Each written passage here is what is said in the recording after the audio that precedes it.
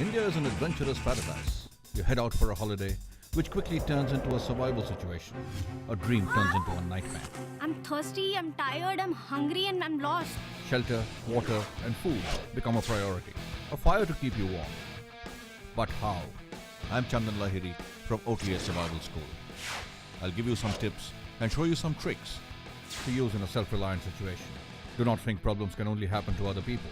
It can happen to you. Do you know what the 8 essentials of wilderness survival are? They are attitude, shelter, fire, water, food, signaling, navigation, first aid. Those are the 8. Attitude is the most important, way up there, but that's in your head. You can't carry any gear for that. The most essential wilderness survival essential after attitude is shelter. That's a tangible essential. And when we think of shelter, we think of tents, tarp sheets, caves, rock overhangs, ruins, someplace where we can hunker down. But before all these tangible things where we can actually find shelter, there is another kind of shelter that forms our first line of defense. Take a look. The most important thing after a positive mental attitude when you're caught in a survival situation or you need to survive in the wild is to find shelter. You need to be protected against the elements. It can be hot as hell in the desert, but come night, moment the sun goes down, it's going to freeze over. In the mountains there could be ice and snow. It could be raining. You have to protect yourself from the elements.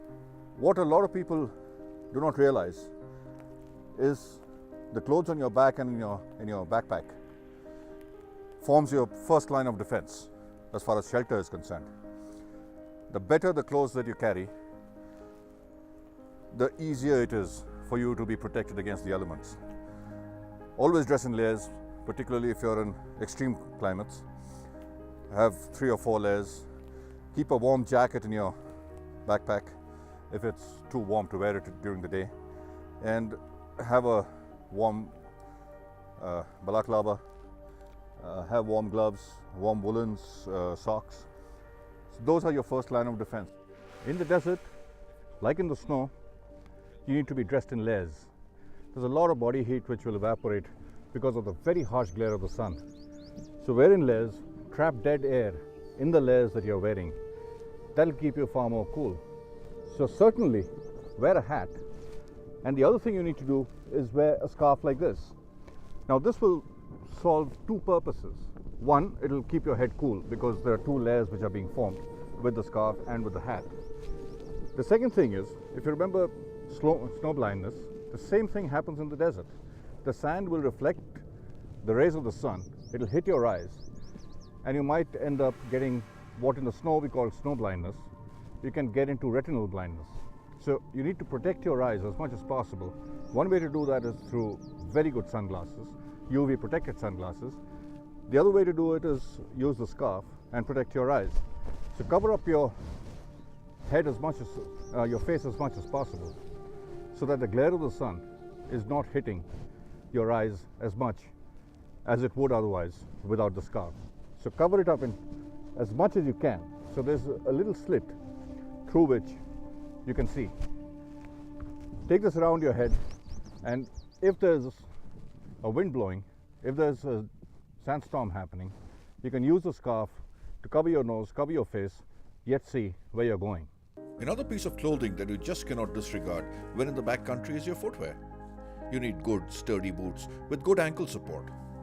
You will twist an ankle. That comes with the territory. With good boots, you will reduce turning an ankle injury into a major one. And always make sure that you wear well-worn boots. Boots that have been well broken in. You need to prevent blisters. And wear boots that are at least 1 size too big.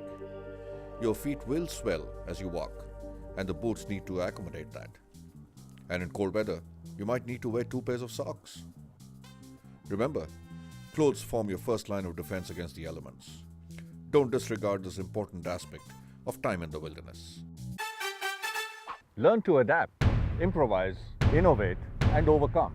To learn more tips and tricks, visit this site. I'm Chandan Lahiri, and I hope to see you soon at the OTS Survival School. Leave nothing but footprints. Bring back nothing but memories.